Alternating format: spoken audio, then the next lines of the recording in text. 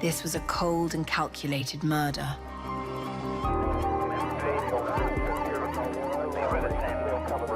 There's always a breaking point in an investigation.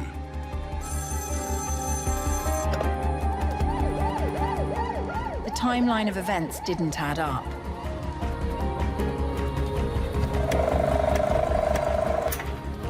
It was crucial we supported our family contact.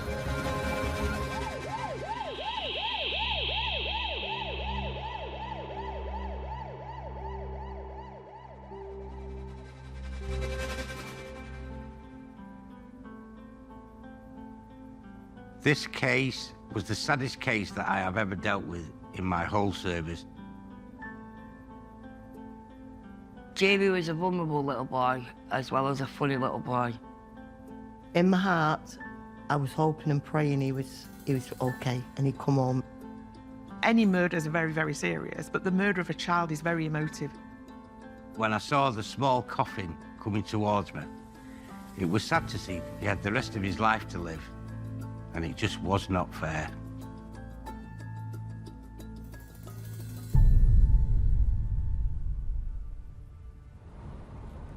I was informed on the 24th of October 1997 that I needed to attend the Lavis home address. I was tasked to inform them the tragic news that the remains of their 8-year-old son, Jamie, had been found. From that moment, I became their point of contact. My name is Asif Hussain. I'm a former Greater Manchester police officer, and I was assigned as a family liaison officer, also known as a FLO, on the Jamie Lavis murder investigation. Family liaison officer is very, very important. They need to be in there straight away to advise them, because people don't know what to do. They're in such shock. You've got to gather information from the victim's family and at the same time support them in every way you can. That's the difference with being a uniformed police officer on patrol and being a FLO. You have to become a friend of the family. Jamie had been missing for around 8 months at this point. I will never forget delivering what we call a death message, and it stayed with me ever since.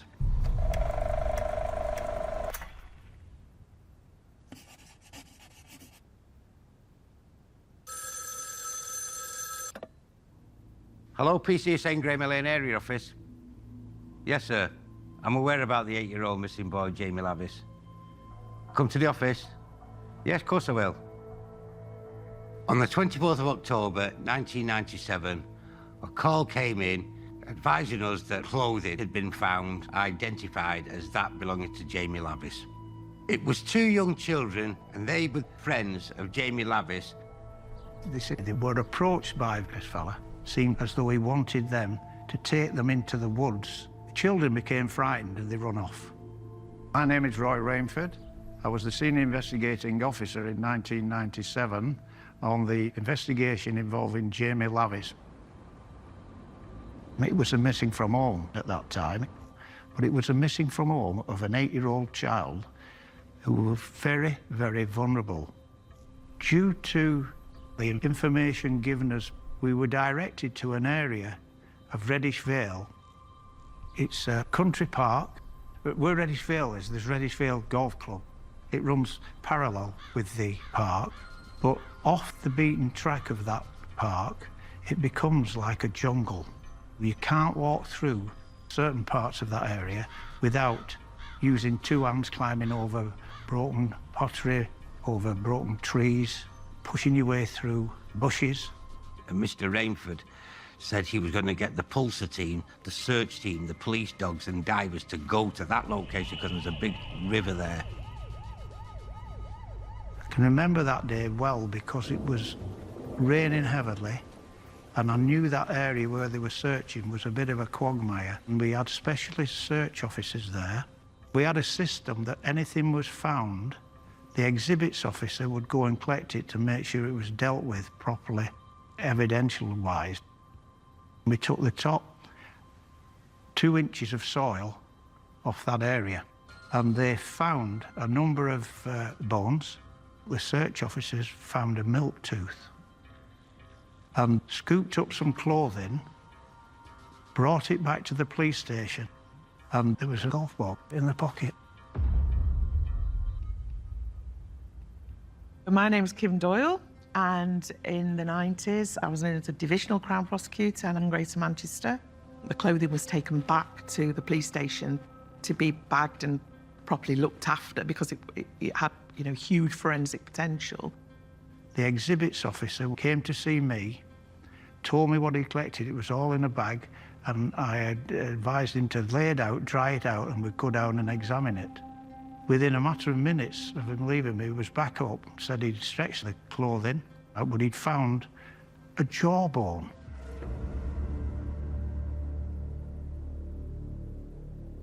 I remember him telling me that he was very, very shocked to find it. I then got in contact with a forensic pathologist. He immediately identified it as belonging to a child between about 7 years and 11 years. So we'd found clothing which could be described by the family as similar to what Jamie was wearing when he was missing, and we found this human jawbone, a number of bones, and a milk tooth. We were able to use the dental records then to identify Jamie.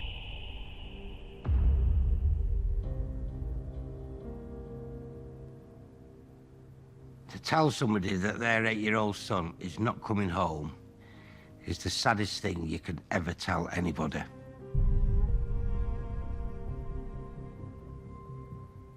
Death messages are the worst message that any police officer can give to a member of a family. It's awful, but somebody has to tell them, whether it be a murder, whether it be an accident, whether it be a sudden death. As an FLO, that's your job, to make sure they're aware of everything before the newspapers or the television report anything. They need to be made aware of it. I got a phone call. I went to tell them that we had recovered some remains and some clothing identical of that worn by their son, and that made me feel very sad because all the hope that they had disappeared. I said, what is it? He said, we've found remains, human remains, a wax jacket, a Reebok tracksuit and one boot. I identified the clothes, Jamie's. We showed Karen Lavis the remains in a white shoebox in the presence of Roy Rainford. That was very difficult. She said, where's the rest of him? I think she said. That's what she said. And I said, I'm sorry, I don't know. We've searched everywhere. Really heartbreaking, really, really heartbreaking. A couple of weeks before he went missing, me and Jamie actually went to the dentist and had teeth out. I'm Jane Lavis and I'm Jamie Lavis' sister. That's the only identifier that really they could find that was Jamie. It was his jawbone. I just collapsed. I never got to say goodbye. I never got... Sorry. There was no hope left.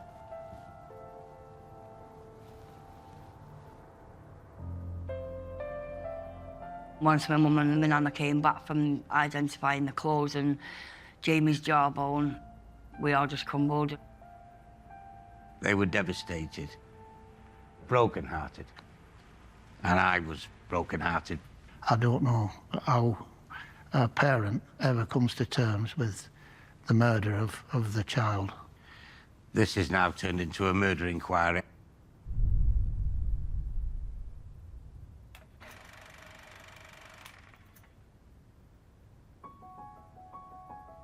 I first met the Lavis family on the 5th of May, 1997, when I was notified that their 8-year-old son had gone missing.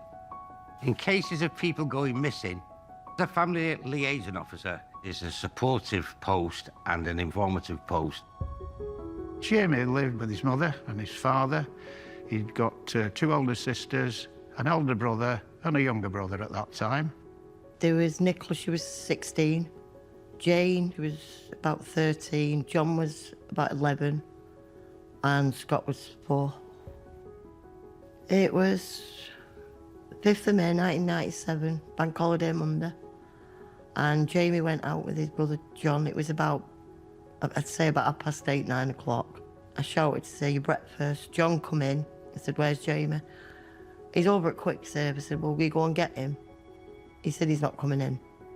Jamie used to play out every day and used to go to Quick Save, Ashton Hall Road in Openshaw, Manchester, where he would help elderly people with the shopping baskets, and in return he would receive £1. That was Jamie. He'd help anybody. He was so lovable. He constantly put his arms around me, kissed me on my cheek. I didn't get concerned or anything. I did at the night time when it got tea time-ish and he weren't in. So I just knew something wasn't right. Jamie wasn't a child who liked the dark. And this is what I couldn't understand. Where was he? Why hadn't he come home? Me and Nicola and Jane, John, we were locking on Jamie's friends' doors, walking on the streets. We couldn't find him anywhere. It was like he'd disappeared off the face of the earth. We just didn't know what to do. So we rang the police at 10 o'clock. I was a police officer on the beat as a community beat officer, dealing with members of the community and Home Watch. I was involved with a lot of families on my beat, and I used to help them out on a regular basis with domestic disputes and missing children. The day I got the call to be a family liaison officer, I was on patrol in police uniform. So I attended the police station, spoke to Superintendent Roy Rainford, who advised me to go home, get a suit and tie on, and attend the address of the Lavish family. It was a missing from home of an 8-year-old child who was very, very vulnerable. Jamie was hyperactive and he couldn't sense danger. Everybody assumed he was naughty, but he wasn't. He'd had assessments, he had ADHD. We had to have eyes all over your body to keep an eye on him, because if he moved 1 minute, he'd be gone. Because that's the kid that he was. The slightest thing distracted him and he was off. We needed to ensure that child's safety, because at that time, everybody believed that Jamie was alive.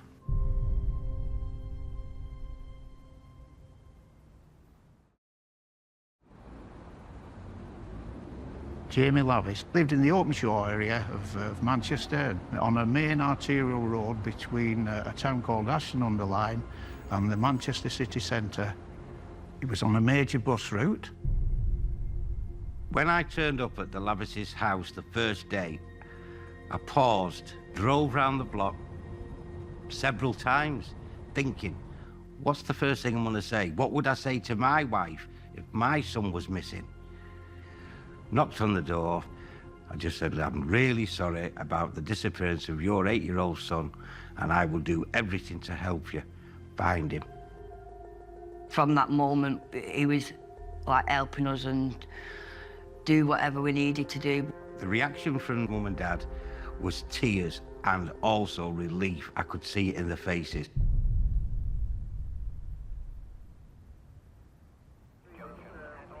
For the next 9 days, there was intensive searching by the uniformed staff.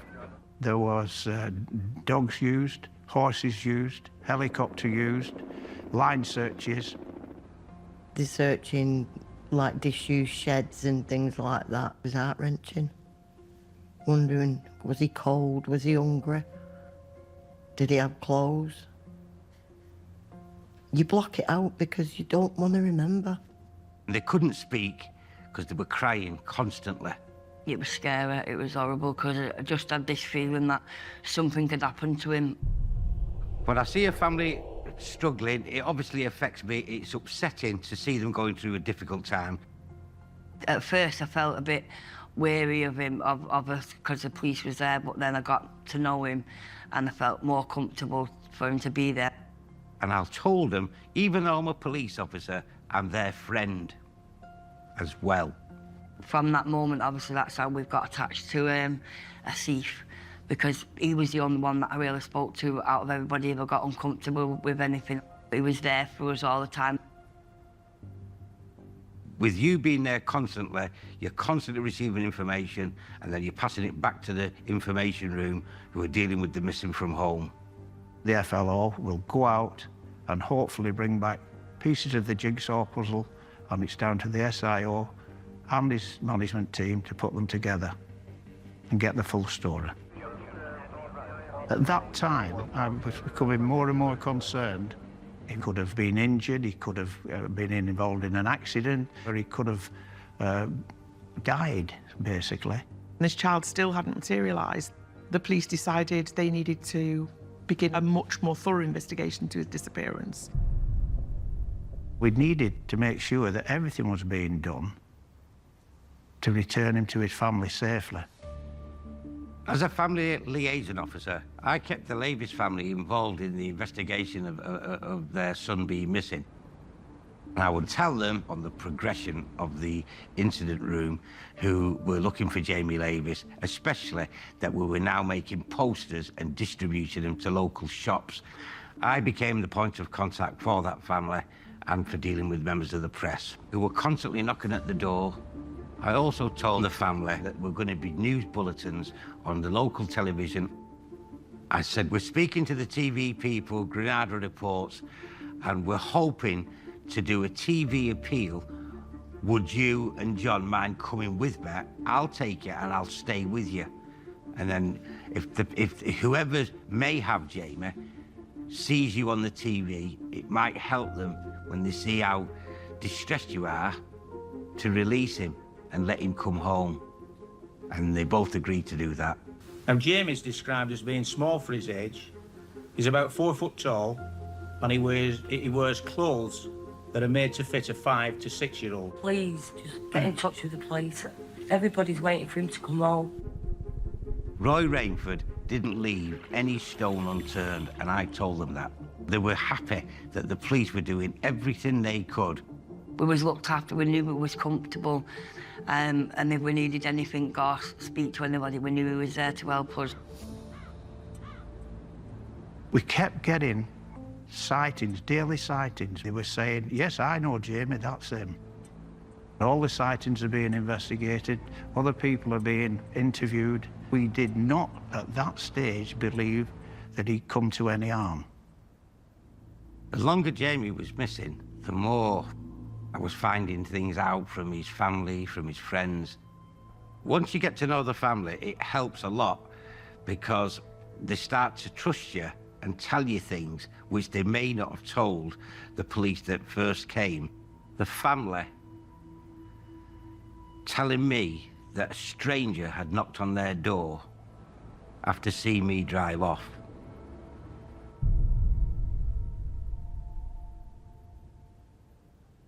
We got a knock on the door, and it was my sister-in-law who answered the door.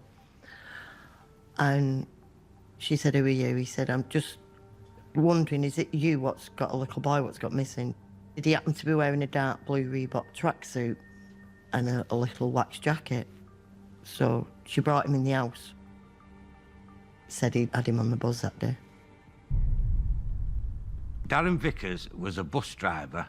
He'd been employed by the bus company for about 1 month. He drove the 219 Dennis bus along Ashton Hall Road to Ashton. He told Karen that Jamie had been on the bus and that he may have been the last person to have seen him. And he said, yeah, he was on my bus for 7 hours. Karen and John absolutely delighted with that information. It gave them hope.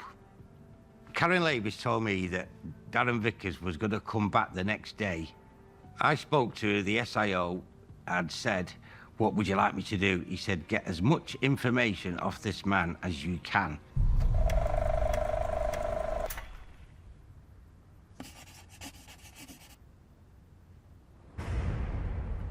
I got to the house at 11:30 in the morning. At 12 o'clock, Darren Vickers walked in. He was about 5'7", medium build. He was renting a terraced house round the corner from the Lavis family. He lived there with his wife and 2 small children. He said he'd worked on the buses around a month. He said that Jamie Lavis got onto his bus, Ashton Hall Road, near to Quicksave supermarket, and that he drove him to Ashton, and he remembers him because he was only small. He said he then got off the bus at Ashton bus station, and that's where the bus turned round, and then he said he didn't see him after that. So I recorded his details, told him I'd be in touch. Darren Vickers was visiting the family home 2 or 3 times a week, and as the investigation progressed, it increased. He was there most days. He was there every day. There wasn't a day where he wasn't there. Vickers was in and out of the house, always out, searching for Jamie, taking the family with him. Karen was telling me where they were going and what locations they'd been visiting.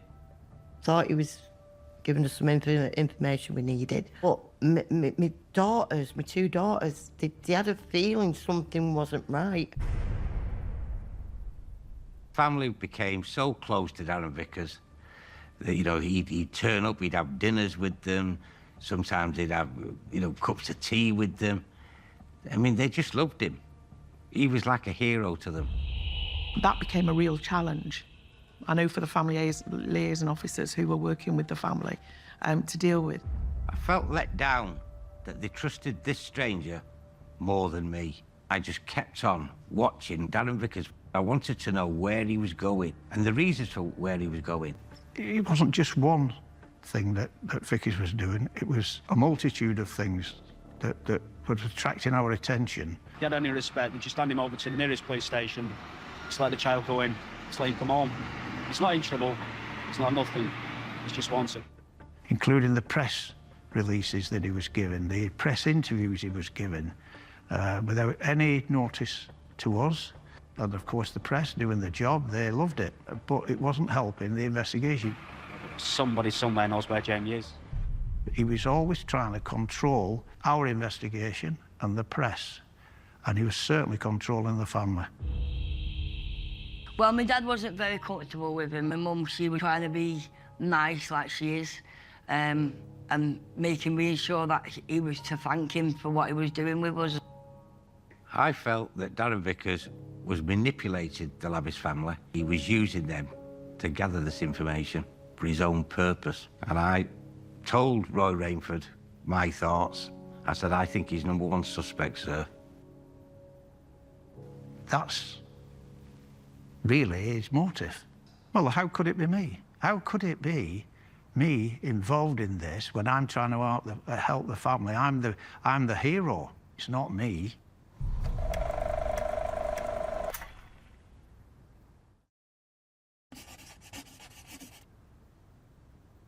I've got nothing to do with the abduction of James Lavis, and I've got the backing of the Lavis family, relations, everybody. Darren Vickers became our prime suspect. He was arrested on the 27th of May, and we interviewed him over a period of about 2 days. We look back when he first got arrested and think, why didn't we think like the police thought? You don't think like that. Any help when you've lost a child, you'll accept it. He told us that Jamie had been on his bus up and down the arterial road from Ashton-under-Lyne to Piccadilly and back again. I was going back from Manchester and I said to him that I'm going to have to stop you back off now because this is my last run up. But he was adamant that he dropped him off at the bus stop near to his home in Openshaw that same day. He then clarified he just got frightened that he was going to become involved in the inquiry as some sort of suspect, that we did believe that he had something to do with Jamie going missing. They call it the policeman's nose or whatever. He just have that feeling that he's not telling the truth.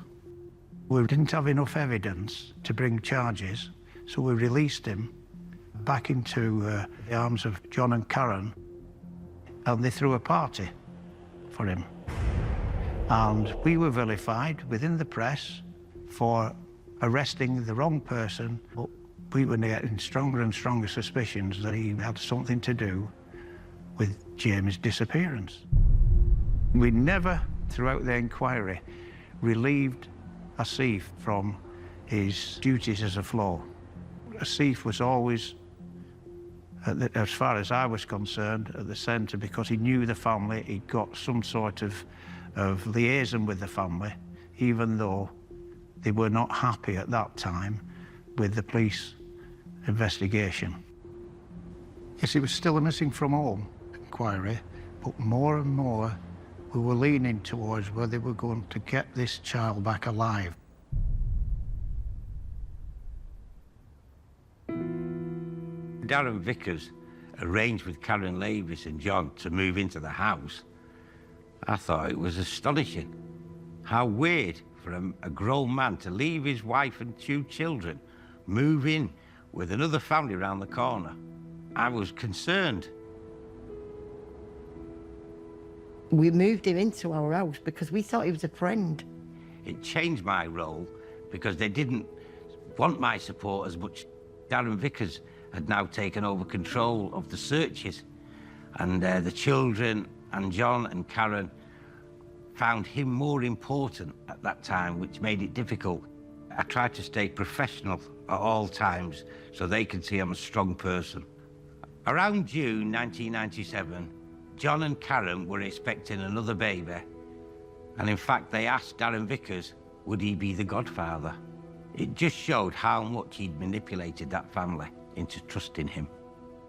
I didn't tell Karen and John that I suspected Darren Vickers had been involved with the disappearance of their son because I didn't want to upset them or frighten them or their children, and I just kept on watching what Darren Vickers was doing. One of the younger members of the team suggested to us that Darren Vickers had a number of outstanding warrants on driving offences. I instructed him to find out where he was and arrest him on those warrants. He went to prison, I believe, for 10 weeks, which assisted our investigation. It put him out of circulation, so he couldn't interfere within the family and couldn't interfere with our investigation, try and manipulate the press. A friend of Darren Vickers informed us that Darren had told him that he hadn't dropped Jamie off at the bus stop near to Jamie's home on that day of the 5th of May. Darren Vickers had, in fact, taken Jamie on the bus back to the bus depot at Hyde. He'd then put Jamie in his own car and then taken him back to Openshaw and dropped him off near his home address.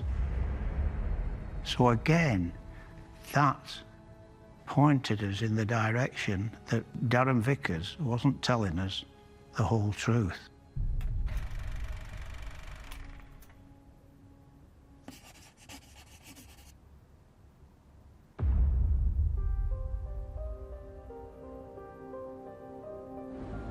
The family were concerned that we couldn't find Jamie. They were beginning to suspect Vickers wasn't the champion that they believed him to be. Asif Hussain just said, Karen, please just listen to us. Don't say anything around Darren Vickers. Always keep your phone where we can get to you. Keep it plugged in. And I said, right, no problem. We're getting deeper and deeper into this, and it's becoming more and more apparent that we're not going to find the boy alive. When I first went in for the role as FLO, the SIO, Senior Investigation Officer, said it shouldn't be for too long, because I thought we'd find Jamie safe and well within a very short period of time. We've still got other lines of inquiry running. On the major line of inquiry was what was happening when Darren Vickers was driving his bus. They were able to go back and recover footage from the bus station where the bus had been, to look for witnesses who'd been on the bus. They were all giving us the same picture. Jamie was being allowed to run feral on that bus. They believed that the bus driver was his father. The way he was allowed to count money, he was allowed to squeeze into the driver's cab and at the side of the driver while he's driving the bus. We'd even got a bus driver who worked at the same firm and informed us that he'd seen this young lad at the side of Darren Vickers and said the boy should never have been in that position. It led us then to believe he's grooming, at that stage, Jamie. Confirmation we got of Jamie on CCTV was at Ashton bus station, where he was talking on the 5th of May, the day he went missing, to Darren Vickers, the bus driver.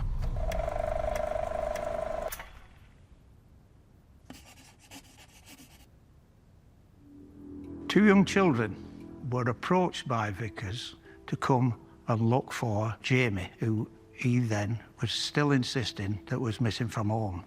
They were playing in an area at the side of the River Tame, and Darren Vickers showed them a photograph of Jamie and said he was looking for this missing boy. He pointed and said, "Oh, look, I've seen him up in that area," and he was pointing to an area up in Reddish Vale, and then said to them, "Oh, look, he's there." In fact, he was trying to get them to go into the undergrowth there, the jungle there. These two young people knew something wasn't right and they run off. But they luckily told the parents. They allowed us to speak to the children, so that gave us another area to search for Jamie. A number of Darren Vickers family members give us alibi to say that Darren Vickers was in a different part of Greater Manchester than where we suspected the area that he killed Jamie Lavis. They said he was at his mother's. This was untrue. We started to disprove the alibi and eventually finished up charging a number of them with conspiracy to pervert the course of justice. Now we've got enough evidence to charge him. His attitude on the bus and allowing Jamie to run feral on that bus gave us enough evidence, circumstantial evidence, to charge him with abduction, which doesn't mean that you have to grip the child and take him away. It's all to do without controlling the child. On the 14th of October, we arrested Darren Vickers for the offence of child abduction, and he was remanded in custody. We didn't know why he'd been arrested and what he'd been arrested for. We just knew that Darren Vickers had been arrested. Jamie still wasn't been found. Jamie was obviously still missing.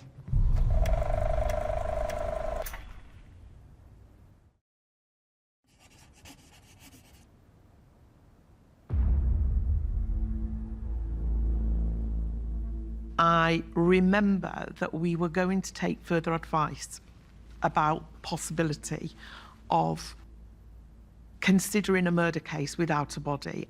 My memory tells me that there'd been one case where there'd been a potential prosecution for a murder without a body. And so it's incredibly difficult, but it wasn't long after that the remains of Jamie were found in Reddish Vale. I remember that from a prosecution perspective, that changed things completely, because all of a sudden we could now prove that, in fact, this child was dead.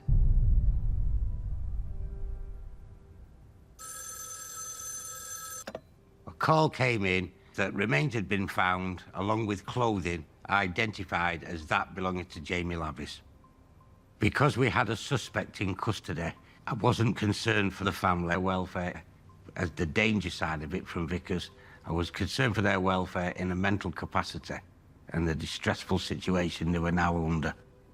I offered them advice on victim support, counselling for the children if they needed it, and if they needed to speak to me at any time, I was always available to support them for that. We interviewed him again. He said that initially it was an accident. He'd had Jamie on his bus, he stamped on the brakes when he was taking him back up to Hyde, and that Jamie was stood up and he was knocked to the floor and he banged his head and he panicked. We could disprove that. The bus was examined. There was no damage. It was obviously false. We knew that that was not the case.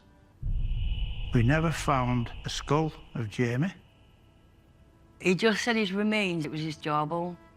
When we'd found the jawbone, because of the weather and the way that the jawbone had been exposed to the elements, they had grave difficulty in extracting the DNA, and it took till the 23rd of February 1998 before we got that final confirmation, definite positive proof that it was Jamie Lavis. The cause of death could not be ascertained at that time because of the state of the remains. So we just had to carry on without that information. We were able to now gather everything in and present the case. Evidence that came to light during the course of the investigation included the interviews with the police, CCTV, and then forensics. Mr. Rainford and the team and the Crown Prosecution Service all examined all the documents and everything and decided that there was enough to charge Darren Vickers with the abduction and murder of Jamie Lavis. On the 19th of June, 1998, poor little Jamie Lavis was put to rest. I'd been with that family for at least 8 months. This was the first time I've ever attended a victim's funeral in 30 years police service. The small coffin coming towards me, I felt genuine sadness that poor little boy had lost his life at such a young age. What I can remember of the funeral is not very much. I blocked it out because I don't want it to be real. My mum didn't even realise it was Jamie. She kept saying it's not Jamie, it's a thief. Was reassuring our minds, saying that we'll get through it together, we'll all be there together. The funeral was massive. The streets were lined going up to the church. I've never done it before, but I started writing poetry. One of the poems was read out. I think it was my oldest daughter what read it out for me. I'm not sure.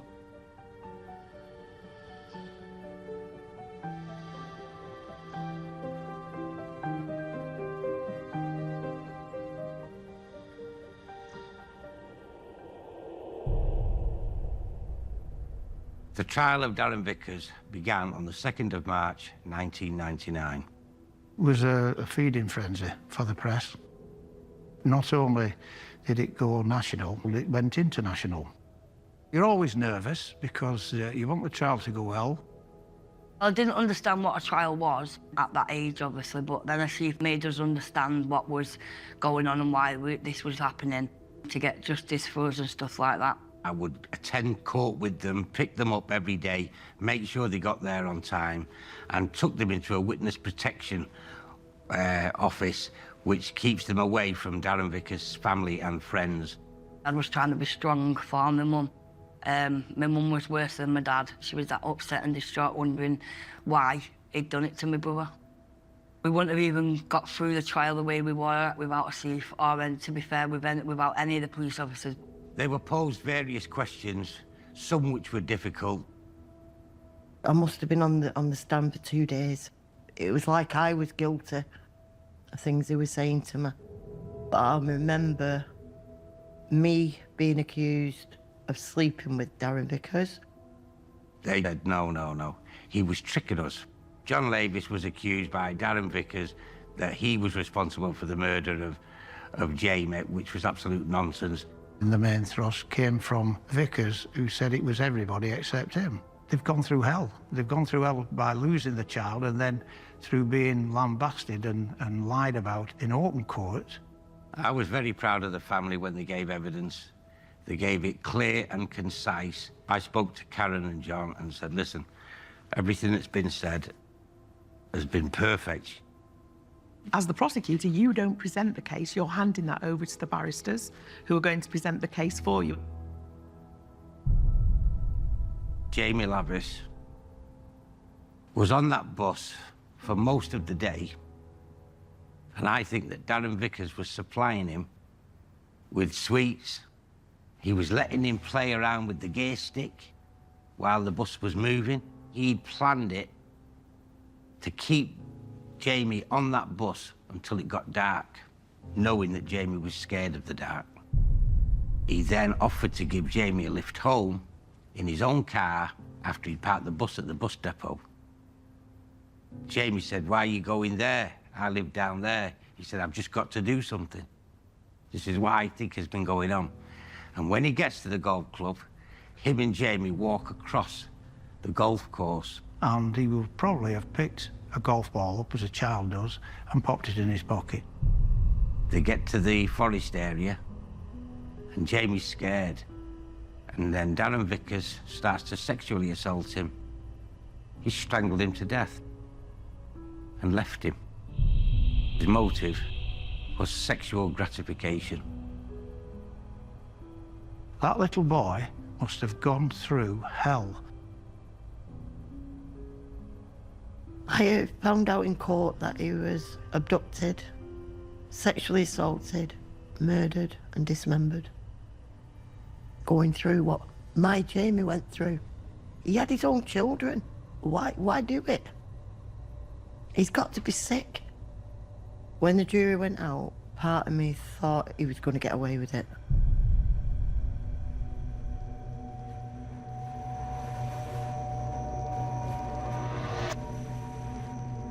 The family's there in the courtroom on the day of the verdict, and Vickers is brought up, was packed out. There was press outside, television cameras, radio. This tense atmosphere. There's always a tense atmosphere. When the jury said, "We find him guilty," it was just elation. We got found guilty. It was like whole new relief. There's an audible gasp from the family, from people in the public gallery, and it's like a release. I looked towards them and smiled. I said, "Justice has been done." Part of us felt happy because we knew we were safe, for one, and part of us felt like, obviously, we had to understand then that Jamie wasn't coming back. It just made us all reassured and that it was all over now and we can put Jamie to rest. Mr. Justice Forbes gave the sentence as life imprisonment, murder, with a minimum of 25 years. Absolutely delighted with that sentence. 25 years without parole, that means no matter how well behaved he is, his sentence wouldn't be reduced. And then there is a huge sense of relief that you know you've done your job. I just want him kept inside. That's my wish. I want him kept inside. I'll know then he's never going to get out and hurt anybody else's family.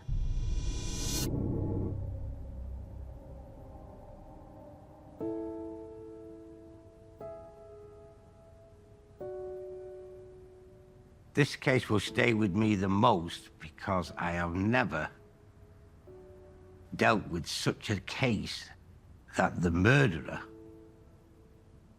of a young child moves in with the family and tries to take control and steal the limelight, if you like. Never seen anything like it. It impacted on me personally because it made me sad, because I cared. And I wasn't able to help them find their son alive. And I'll never forget any of the family. I'm with my mum today, hopefully to see them again. My mum's been diagnosed with cancer. My mum can't talk, I have to be a voice. Hi, Karen. Let's have a look, see. How are you doing? Jay. Hello. Hiya. Come and join you. How are you? Getting there? Yeah, getting there, to be honest. Never changed though, have you? Nothing. No. Never changed. When I first came to the house as the FLO, I told you I was a family liaison officer and I was going to support your family throughout the whole of the inquiry. How did that make you feel? Well, I was anxious and shy at first, but then we got used to you being there and we felt safe and secure with you being around us. Good. It's because I cared for you, all of you. This is from us all. These are my mum's words. Asif, we are very appreciative for everything you have done over the years as a family. Thank you for everything you have done all for us. Getting justice for Jamie will always be an uncle to us, Asif. Lots of love from Jane, Karen, Scott and Derek. That definitely deserves a hug. Thanks, Mum. Thank you for that lovely card and lovely words. Thanks, Karen. Thank you.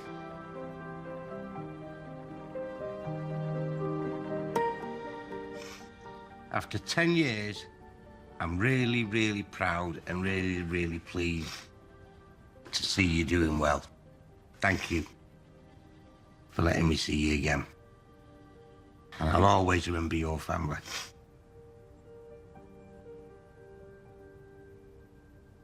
I'm really proud that I was part of that investigation team and honoured to have met the family of Jamie Lavis.